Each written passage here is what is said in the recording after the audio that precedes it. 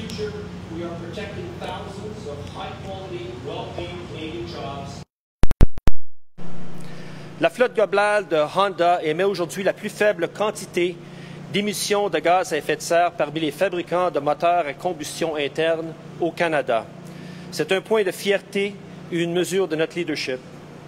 Enfin, nous avons récemment annoncé un plan visant à ce que les véhicules électriques à batterie et à l'hydrogène représentent 100% de nos ventes de véhicules en Amérique du Nord d'ici 2040. Et l'investissement de près d'1,4 milliard de dollars annoncé aujourd'hui est une étape importante vers cet objectif. Honda's overall fleet today emits the lowest amount of greenhouse gas emissions amongst internal combustion engine manufacturers in Canada. This is a point of pride and a measure of our leadership. In fact, we recently announced a plan to have battery electric and fuel cell vehicles represent 100% of our North American sales by 2040. And the nearly $1.4 billion investment announced today is an important step toward that goal. Indeed, the critical work of retooling our plant has already begun. HCM has been given the important designation of North American lead plant for the all-new 2023 CR-V hybrid, which will begin mass production in early fall. Our plan is to introduce hybrid powertrains to all our volume models as we progress towards our intensified electrification objectives. This is an important step in reducing our greenhouse gas emissions today and advancing Honda's global ambitions of realizing carbon neutrality for our entire business, including products and operations, by 2050. Finally, I want to recognize those who hold the key to our success, our associates. They build great cars and trucks, but perhaps more importantly, they have built HCM's reputation for manufacturing excellence globally, and that led to the Canadian investment announced here today. And in closing, I would like to once again thank Prime Minister Trudeau, Premier Ford, Minister Champagne, and Minister Fedeli for their ongoing support of Honda and the Canadian automotive industry. I will now invite Prime Minister Trudeau to the podium to give his remarks. Thank you.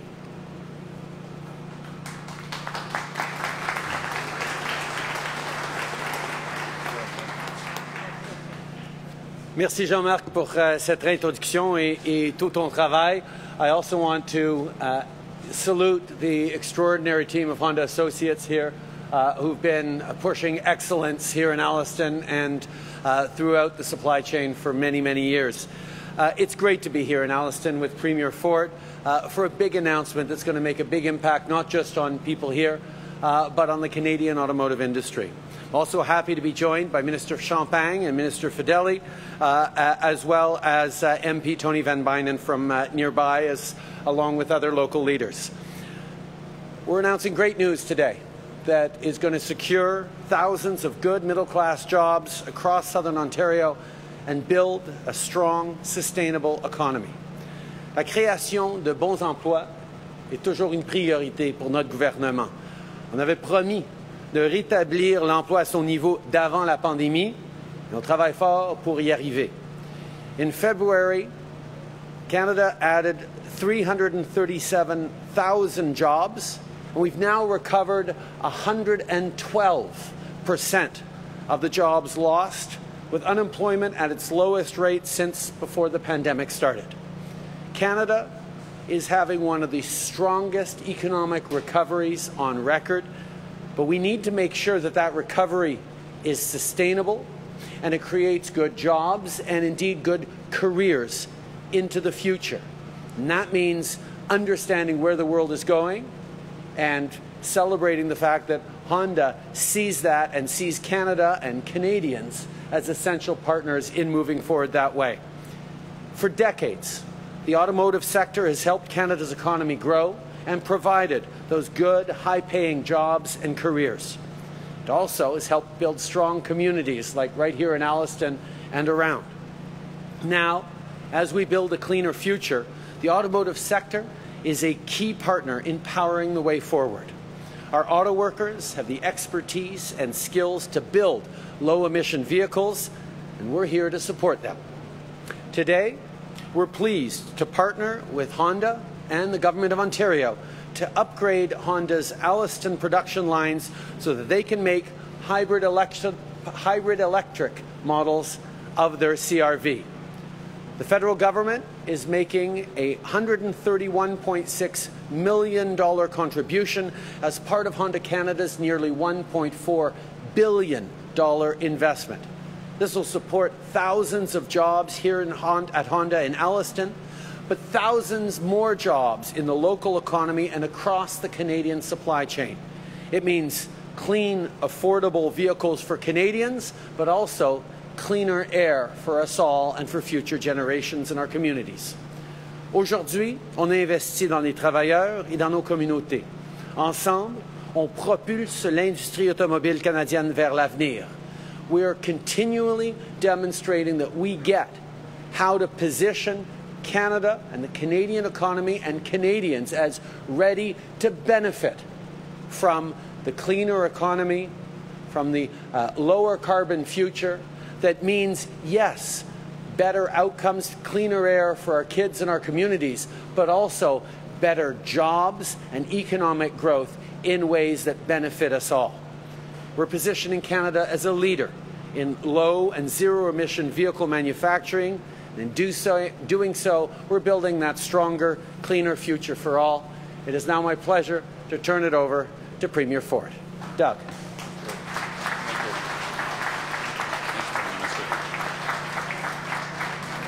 Well, thank you very much, and good morning, everyone. It's great to be here at Honda, and I just want to thank all your associates. You do an incredible job. Had an opportunity to say hello to them. It's a privilege to be joined by Prime Minister and Minister Champagne, along with Minister Fideli, along with a couple local MPPs, MPP Andrea Kanjan, our great Attorney General Doug Downey, and I want to give a shout out to Mayor Dolan from Innisfil as well. I want to thank Jean-Marc and all the exceptional people here at Honda Canada for having us and for contributing the contributions they make every single day here in Ontario.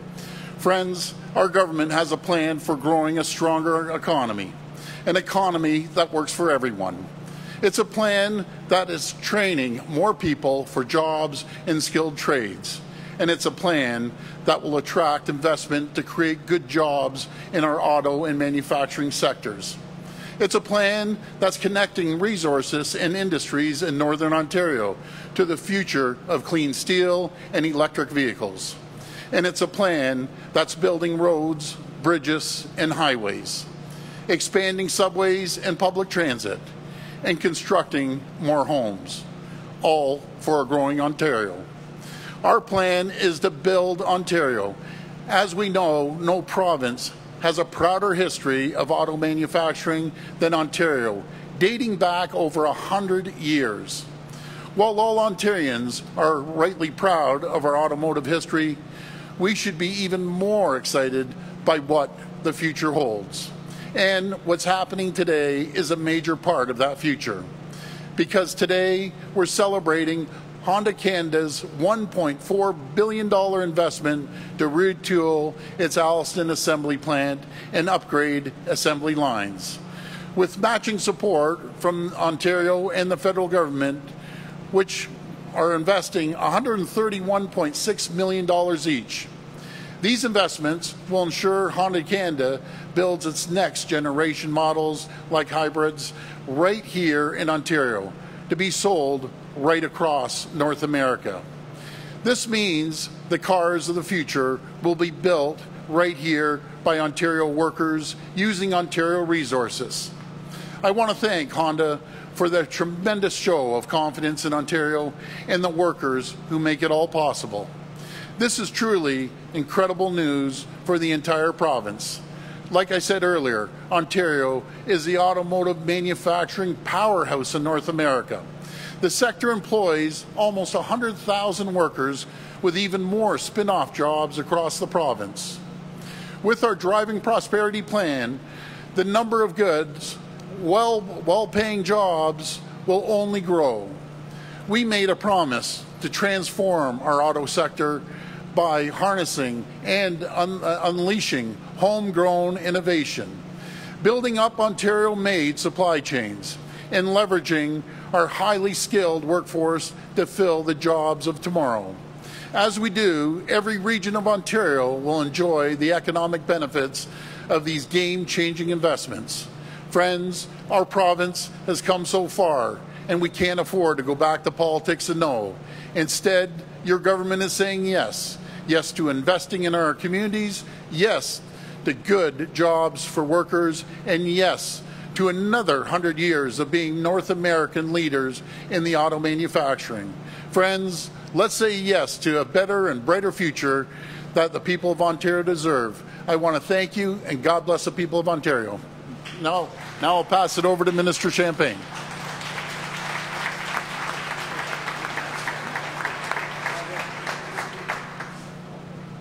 Good morning, everyone. It's great to be here with you today because we are basically retooling for the future. So that's a very exciting moment for everyone. Bonjour tout le monde. Hi, everyone. Thank you, Premier Ford, for the kind introduction. Thank you, Prime Minister, to be here this morning, and everyone who has joined us here today for this important announcement.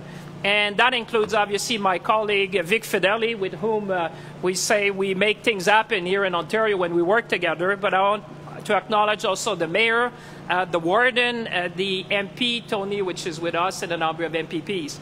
Colleagues, let me first offer special greetings to the more than 4,000 workers of the Honda plant here today, because it's thanks to the expertise, their talent, and their know-how that we are gathered here this morning. And I want to say thank you, because we could not be celebrating this great investment this morning without your work, and I really want to applaud you for the work that you've been doing. It's really thanks to people that are here this morning that we can stand here and celebrate this great announcement. As the Prime Minister said and the Premier, this is great news for Alliston. It is indeed great news for Ontario, but it's also great news for the entire Canadian auto sector. And I also want to acknowledge publicly and say a big thank you to Jean-Marc.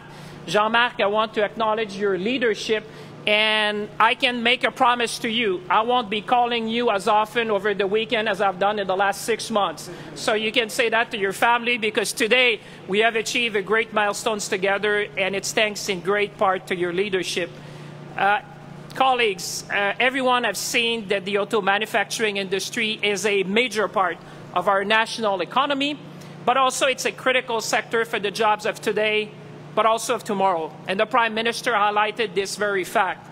And as consumer demand evolves, and we've seen it across the country, we can already see that the auto sector is undergoing a major transformation, a transformation towards cleaner and greener vehicles, and that's what you're going to see here in Alliston.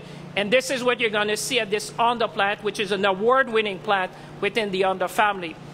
That's why we need to seize the moment. And this morning is really about seizing that moment. And that's why when I look around here today, I am convinced more than ever that Canada has the talent, and you've seen a number of people here on the line. The talent is here, but also that we have all the tools needed to be a world leader in manufacturing the cars of the future and be part of the green industrial transformation that we're seeing not only in Canada but around the world. And today, in my view, is another great example of what Canadians can accomplish when we work together, and certainly be a key part of that green industrial transformation. Ce que vous voyez ici ce matin, c'est exactement ce qu'il faut faire, c'est-à-dire poser des actions stratégiques immédiates avec une vision à long terme. Le Canada se positionne déjà comme chef de file dans la production de véhicules à zéro ou faible émission, mais aussi comme un producteur de batteries en Amérique du Nord. Et grâce à la main-d'œuvre spécialisée, comme des gens qu'on a vus ce matin, de la main-d'œuvre talentueuse, et en plus de la proximité des ressources et des marchés, je peux dire que le Canada sera et est déjà un des leaders de l'industrie automobile de demain. Et aujourd'hui, ce qu'on démontre, c'est que nous avons les moyens de nos ambitions. With the production of some of the cleanest cars on the market, Honda is a good example of how the environment and the economy can work hand in hand. And that you've heard from our government and the Prime Minister. This morning is a great example. If people are wondering how can the environment can work together with industrial investment. Well, this morning you're seeing a great example. And as a matter of fact, in addition to contributing to Canada's greenhouse gas reduction goal, Honda's hybrid vehicle production will help to secure thousands of well-paying jobs right there in the community of Alliston, right there in Ontario. And we've seen it, and by investing in the transition of the auto industry, we know that these jobs are not only here for today or for the short term, but they are here for decades to come. And that's what's really important, because this morning, retooling is for the future, securing jobs not only for today, but for decades to come. And that will ensure as well the long-term success of the auto industry here in Canada. And let me just say in closing, my friends, to everyone here at the Honda plant and across Ontario and Canada, let's be ambitious. Let's seize the moment, and let's take every opportunity like this morning to make sure that we can create here in Canada a strong and sustainable economy for the future of Canada. With that, ladies and gentlemen, it's my pleasure to introduce you to the Minister of Economic Development of Ontario, my dear friend, Vic Fedeli. Thank you, everyone.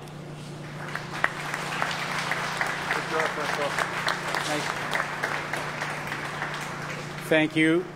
Thank you, Minister Champagne, Premier Ford, Prime Minister Trudeau, and thank you to Jean-Marc and the whole team at Honda for hosting us here today. It's great to be back here in Alliston, home of Honda's assembly plant for more than 30 years. We're proud to be here with some of the thousands of incredible people who come to work here every single day. Since taking office, one of our government's top priorities has been to attract game-changing investments to the province and building up our auto sector to create the cars of the future. Today's exciting announcement is another proof point of our commitment to the future of Ontario's automotive sector, which we announced last year in Phase 2 of Driving Prosperity, our plan for the future. Ontario's automotive supply chain is ready to build the hybrid and battery electric vehicles of the future, and Driving Prosperity outlines our commitment to help make that happen. The retooling here of the Alliston plant is another sign of the hybrid and EV revolution taking hold in Ontario. Since taking office, we've taken an all-of-Ontario approach to making game-changing investments that support our auto sector and communities with deep roots in manufacturing. And this includes last month's once-in-a-generation $500 million investment towards Dofasco's green steel production in Hamilton, as well as many important investments across the province's auto supply chain through our $100 million regional development programs. And now we can proudly add Honda Canada's retooling of its Alliston plant to that growing list of future-forward investments in our auto sector and its workers. This nearly $1.4 billion project, with the support of more than $131 million from the province of Ontario and the federal government, will manufacture the company's next-generation models, including hybrid versions built in Ontario and sold across North America. It's a major turning point for Honda and for Ontario, and our government is proud to play a leading role. From day one, our government's plan has been to unleash Ontario, our economic potential, to attract investment by making the province an attractive place to do business once again. Through our strong Open for Business mandate, we have taken decisive steps to lower taxes, reduce electricity costs, and cut red tape. And this has reduced the cost of doing business in Ontario by nearly $7 billion a year, each and every year. Honda's investment demonstrates that our plan is working and helps secure Ontario as the engine of Canada's economy as we reposition our auto sector and broader supply chains in the global shift to hybrid, EV, and EV battery production. We're grateful to the whole team here at Honda for this investment you're making in the economy of the future, and to the hardworking people across Ontario's automotive sector. Thank you very much, and we'll ask the Prime Minister to return to the podium.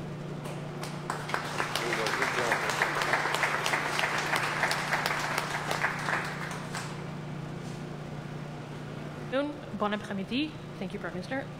We have 20 minutes for questions. Nous avons 20 minutes pour des questions with a limit of one question, one follow-up per reporter. If you can identify your outlet and your name before you ask your question, we will go to the first question. Good morning, Megan Fitzpatrick from CBC News. The first question is for you, Prime Minister. And if you could answer in French and English, please. A couple questions on Ukraine. Yesterday, President Zelensky made a very personal appeal for Canada to support him and his country, not just with words, but with actions. We know he wants a no-fly zone. We know so far your government has signaled Canada won't do that. What do you think the consequences of not doing a no-fly zone would be? Are you prepared to live with those consequences? If I could throw a second part in there, we've seen that he may be suggesting, President Zelensky, that he is willing to sacrifice NATO membership in order to put an end to this war. He's apparently expressed that to EU leaders. Have you heard that from President Zelensky? Given that Canada sponsored Ukraine's membership, what would you think of that, if indeed that's true? First of all, we are all continually horrified by the terrible images we're seeing coming out of Ukraine. Vladimir Putin's illegal and unjust war must stop. It is a terrible thing for the people of Ukraine. It's also a terrible thing for the world. This attack on democracies, this attack on innocence, this attack on the very foundation and pillars that make us successful and prosperous and peaceful around the world. So we will continue to stand up and support Ukraine with humanitarian support, with refugee support, but also with equipment, military equipment and lethal equipment as well. This is something that we've continually done because the Ukrainians are demonstrating an ability to push back, defend their land, defend their country, defend their culture, defend their fellow citizens against this illegal Russian invasion. We've continually said we're ready to do more, and we're working every day to support more, but there are, as you point out, large conversations going on around NATO, and I will be going next week to the NATO's meeting in Brussels to further talk about the decisions we take as an alliance as to how to best support Ukraine and protect the lives of people in Ukraine and around the world. Nous voyons à tous les soirs les images horrifiques sortant de l'Ukraine. Cette guerre illégale et illégitime de Vladimir Poutine est inacceptable et en tant qu'alliés à l'OTAN, nous allons continuer d'être là pour appuyer nos amis en Ukraine avec de l'équipement. Le Canada, depuis le début, a été là avec de l'équipement militaire, incluant des armes et aussi de l'aide humanitaire et pour les réfugiés. Et quand on sera à la rencontre de l'OTAN la semaine prochaine, on va continuer ces conversations sur la meilleure façon que le Canada peut aider en Ukraine. Second question for Mr. Ford, please. Mr. Ford, when you came into office, you took a number of steps that didn't exactly encourage the adoption of electric vehicles, like revoking the rebate that had been offered to Ontarians to purchase the vehicles. And at the time, you said you didn't want to subsidize millionaires buying Teslas. But it's not just Teslas anymore. It's Honda. It's other manufacturers that are getting into the market. So if you want to continue to support jobs at plants like this, you presumably would want to create more demand for electric vehicles in Ontario. So what are you going to do that? Will you bring the rebate back? If not, why not? And if you won't, what will you do instead to create some incentives, create demands for electric vehicles? And Mr. Trudeau, do you think Ontario should bring the rebate back? Well, first of all, thanks for the question. And just to set the record straight, since we've been in office, electric vehicles have tripled in sales. So I guess that was a good decision. But we're putting money back into electric vehicles. We're putting money back into our minerals.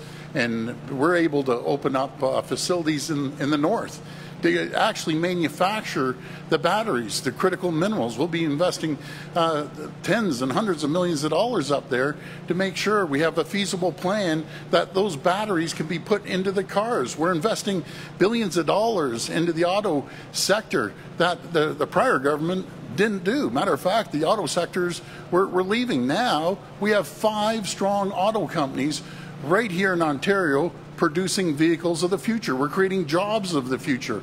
We invested $500 million down at the FASCO, electric arc furnaces. They get rid of the emissions. So I think we're doing a great job on the environment and emissions. So I'm going to take that as a no on the rebate. Mr. Trudeau, if you could respond, and then We're going to continue to make sure that automakers invest in the jobs of the future and in the cars of the future across the country. We're happy to work with Ontario on this great announcement today. Next question. Bonjour, Camille Fayreisen pour Radio-Canada. J'ai une question pour vous, Monsieur Trudeau. Les ministres de la Défense, un peu partout dans le monde, discutent actuellement de donner un statut éventuellement neutre à l'Ukraine, comme c'est le cas par exemple en Suède, en Suisse. Êtes-vous en faveur de ça et pourquoi? C'est des conversations, évidemment, qui sont en train de se faire en Europe. J'en ai eu dans la dernière semaine où j'ai eu des rencontres avec beaucoup de différents leaders. Mais l'important de se souvenir, c'est qu'on ne peut pas décider de l'Ukraine et de l'avenir de l'Ukraine sans l'Ukraine. Et c'est les Ukrainiens eux-mêmes qui sont en train de se battre, de faire face à la Russie, à cette invasion illégale. Et ce doit être les Ukrainiens qui décident de leur avenir, de ce qu'ils sont prêts à négocier pour avoir la paix. On peut tous avoir des opinions sur les pistes possibles, mais ce doit être le président Zelensky et les Ukrainiens eux-mêmes qui décident qu'est-ce qu'ils veulent faire pour l'avenir. S'ils veulent continuer à se battre, on va être là pour les défendre. Merci. Et j'ai une deuxième question concernant les services de garde. Le gouvernement de l'Ontario demande plus d'argent de la part d'Ottawa pour arriver à une entente sur les services de garde. Jusqu'où êtes-vous prêt à aller pour qu'on atteigne cette entente? J'aimerais aussi avoir la réponse en anglais, s'il vous plaît. On sait très bien qu'avec les hausses du coût de la vie, les familles en arrachent un peu partout à travers le pays.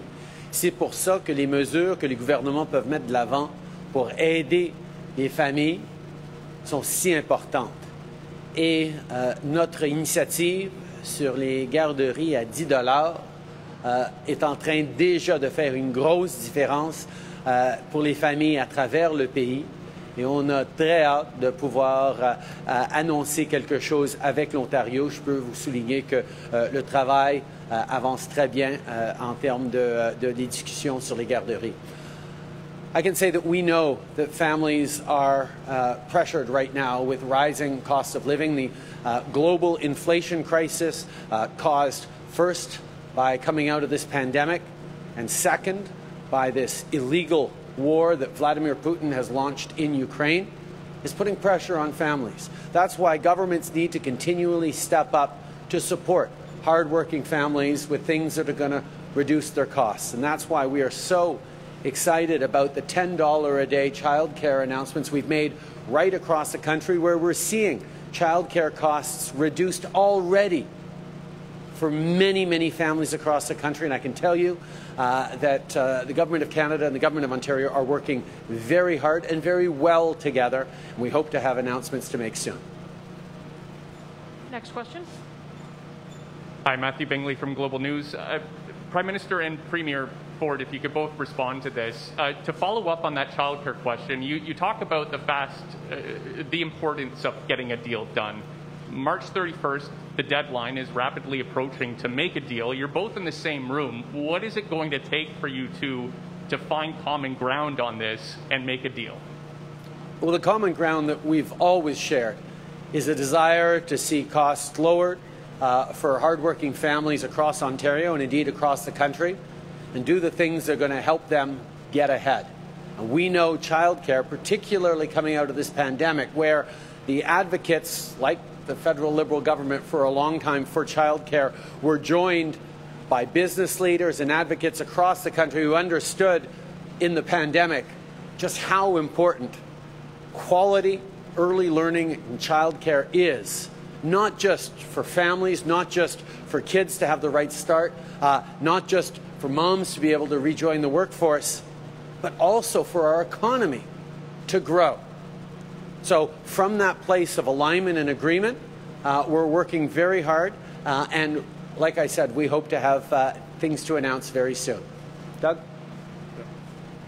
Well, thank you for that question, and we're very, very close. As the Prime Minister said, our teams are working together on a daily basis, and we'll have a announcement very, very soon.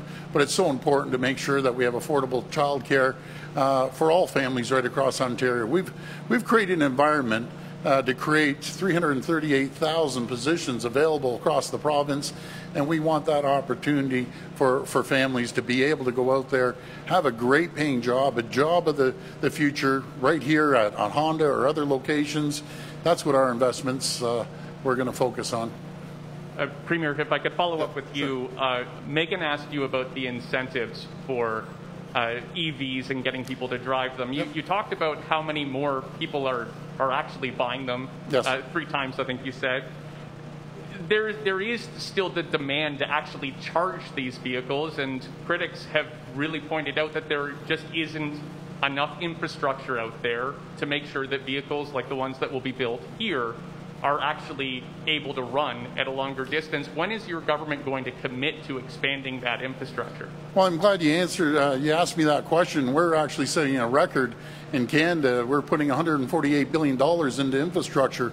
We're building new roads. We're building new bridges. We're building the 413. The Bradford bypass would be instrumental to the people that work here in Alliston. We're actually leaving this facility to talk about renovating Stevenson Memorial Hospital just down the street. We're building new schools. So we're a government that is building. We're also putting chargers in every single en route right across the province. And as the market demands it, they'll continue putting the chargers throughout Ontario. But we're all about building the economy, also building broadband, which is absolutely critical across this province. We're putting $4.2 billion towards broadband again. So we're a government that believes in infrastructure and will continue to be building. Next question. Hi, Prime Minister. Alliston Jones with the Canadian Press. I wanted to follow up on Megan's first question about Ukraine. If a no-fly zone is off the table, will Canada meet Zelensky's other demands, such as sending more weapons to Ukraine and sanctioning everyone who supports the Putin regime? Every single week, we've announced more specialized equipment, more lethal aid going to Ukraine. We stepped up among the early partners with shipments of arms to Ukraine. But even before that, we've been part of leading Operation Unifier, which has trained up 33,000 Ukrainian military personnel over the past number of years that has contributed to their ability to stand so strong against the Russian invaders right now. So Canada has been a friend. We've continued to deliver on equipment, including highly specialized equipment for drones. We're going to continue to be there for President Zelensky and for Ukrainians, and we're going to continue to bring the voice of Ukraine and advocacy for more support for Ukraine to that NATO meeting next week. And as well, will Canada send chartered flights to those Ukrainians who apply to come to Canada through the expedited temporary visa process? As we know, there is a huge need for humanitarian support, which includes refugee support. When I was in Warsaw last week, I met with wives and children who were very worried about their husbands left behind. And I've heard from a lot of Ukrainians that they don't want to go too far from Ukraine right now. That's why many of them are staying in Poland. But we have put in place measures for anyone who wants to come to Canada, and not automatically, permanently. If they only want to come until the war is over, we've given a 2-year special processing that will not just be a tourist visa, but allow them to live and work and find some stability for as long as the war could take. We are going to be opening applications for that 2-week processing extremely soon, and we will respond to the demand. If there is sufficient demand that requires us to do more, like sending airlift, we will look at that. We're always ready to do more. We will do whatever we can to do as much as we can to get as many Ukrainians to Canada as quickly as possible, because Canadians are eager to help to support, to do their part, to welcome families fleeing violence across the country, and we will make sure that they're able to do that. Hi, Prime Minister. Heather Butts with CTV News. I just want to ask you another follow-up on Ukraine in terms of specifics and specific aid here. Today, U.S. President Joe Biden is set to announce a fresh round of military aid for Ukraine, valued at $1 billion. But so far, Canada has only given around $33 million worth of military aid to Ukraine. President Zelensky was clear yesterday in the House that he needs more weapons. So why hasn't Canada given more military aid to Ukraine, such as our allies? We've actually stepped up, like I said, on highly specialized equipment. That was the top ask during one of my conversations with President Zelensky a couple of weeks ago for the drones that they're using. We're going to continue to get as much equipment as we have that they can use as possible. The challenging supply lines, getting things into Ukraine, are an issue that all of NATO is facing right now. But we're going to continue to be there with as much help as we can possibly give, because Ukrainians are not just fighting heroically to protect Ukraine. They're also standing up for the values that we all fight and respect and underpin our societies and our democracies. Thank you. If you could maybe comment on the difference, quite a difference, between the U.S. aid and ours. But my follow-up also is the core ask of President Zelensky's speech yesterday was for Canada and Western allies to enforce a no-fly zone over Ukraine. You've said before, we know that's something Canada is not interested in doing, but was there anything that Mr. Zelensky said yesterday in his powerful speech that made you reconsider that position?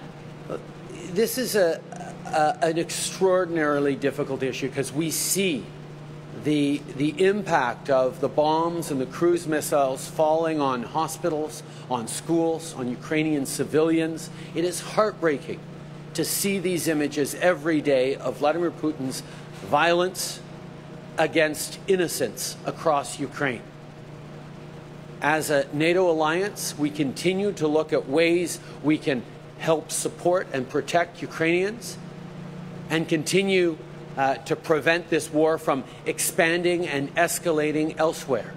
These are heartbreaking decisions and choices that we have to make, and I can assure you that NATO is constantly talking about what more we can do, what solutions we can bring.